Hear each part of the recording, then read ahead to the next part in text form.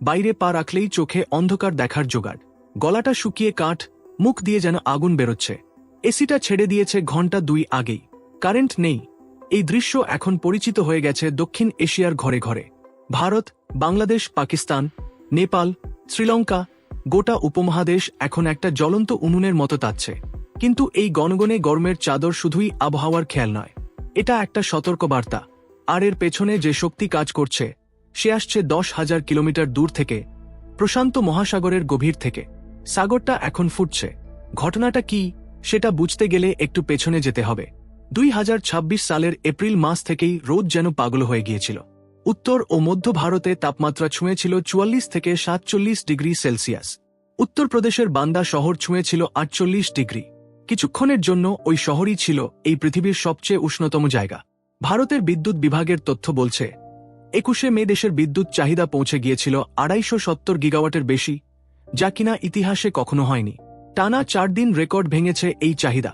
শুধু ভারত কেন, করাচিতে তাপমাত্রা ছুঁয়েছিল 44 ডিগ্রি, একদিনেই মারা গিয়েছিল অন্তত 10 জন। বাংলাদেশের 11টি জেলায় বইছে তাপপ্রবাহ, হিট ইন্ডেক্স 45 ডিগ্রির কাছাকাছি। নেপালের পশ্চিমাঞ্চলের 6 জেলায় তাপমাত্রা ছাড়িয়েছে 40 ডিগ্রি। চারদিকে শুধু ঘাম, ক্লান্তি আর হাসপাতালে হিটস্ট্রোকের রোগীর সারি। কিন্তু এটা তো শুধু শুরু। আসল বিপদটা আসছে বর্ষার সাথে। ভারতের মৌসুম ভবন আর স্কাইমেট 2 বলছে এবারের বর্ষা হবে স্বাভাবিকের চেয়ে কম। দীর্ঘমেয়াদী গড়ের 92 থেকে 94% বৃষ্টি হবে।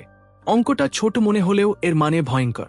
গোটা দক্ষিণ এশিয়ার জলবায়ু বিশেষজ্ঞদের ফোরাম স্যাসকফ পরিষ্কার জানিয়েছে, ভারত, পাকিস্তান, বাংলাদেশ, নেপাল, ভুটান, উত্তর শ্রীলঙ্কা, পশ্চিম মায়ানমার সবখানেই বৃষ্টি হবে স্বাভাবিকের নিচে। এখন প্রশ্নটা আসছে, কেন কেন একই সাথে গোটা উপমহাদেশ চলছে আর বৃষ্টিও হবে কম? এর উত্তর লুকিয়ে আছে 10,000 কিলোমিটার দূরের প্রশান্ত মহাসাগরে। সেখানে একটা এল নিনো তৈরি হচ্ছে। এল নিনো মানে কি? সহজ করে বললে, প্রশান্ত মহাসাগরের পূর্ব অংশের পানি অস্বাভাবিক রকমের গরম হয়ে ওঠে। এই গরম পানি পুরো পৃথিবীর বায়ুপ্রবাহের মানচিত্রটা ওল্টপাল্ট করে দেয়। দক্ষিণ এশিয়ার জন্য এর মানে কি? এর মানে হলো বর্ষার মেঘগুলো যেভাবে আসার কথা সেভাবে আসে না। বাতাসে জলীয় বাষ্প থাকলেও বৃষ্টিটা নামে না। আর এই এল নিনোটা এবার ছোটখাটো নয়। বিজ্ঞানীরা সন্দেহ করছেন এটা হতে পারে একটা গডজিলা এল নিনো, অতীতে যাকে বলা হতো সুপার এল নিনো। সমুদ্রের পানির তাপমাত্রা স্বাভাবিকের চেয়ে 2 থেকে 3 ডিগ্রি সেলসিয়াস পর্যন্ত বেড়ে যেতে পারে। ইতিহাস কি বলে মনে আছে তো?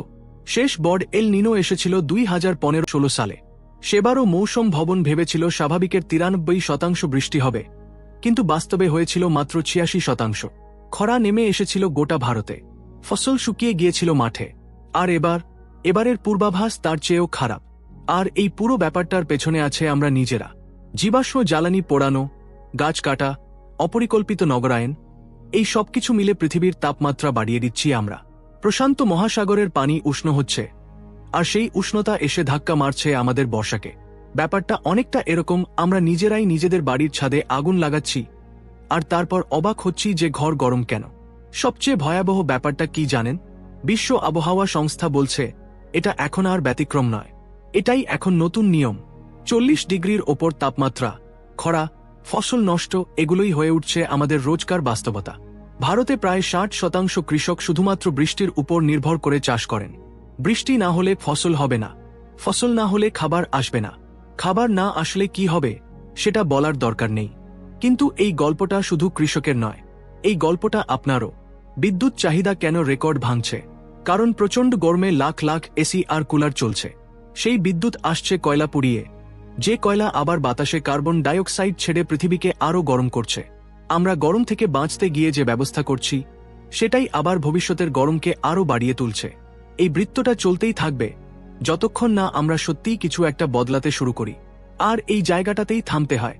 এই যে আমরা এখন কথা বলছি, এই গরমের মধ্যেও বাইরে রিকশাওয়ালা ছুটছে, কৃষক আকাশের দিকে তাকিয়ে আছেন, খেটে খাওয়া মানুষগুলো ঘাম মুছতে মুছতে পথ চলছেন। এদের কারো হয়তো জানা নেই এল নিনো কি, স্যাসকফ কি, সমুদ্রপৃষ্ঠের তাপমাত্রা কতটুকু বাড়লে বর্ষা কমে যায়। কিন্তু এদের শরীরই তো বলছে কিছু একটা ভয়ঙ্কর ভুল হচ্ছে। প্রশ্নটা এখন এটাই, আমরা কি শুধু রেকর্ড গুনতেই থাকব, নাকি গরমের এই সত্যিটাকে মেনে নিয়ে কিছু করব?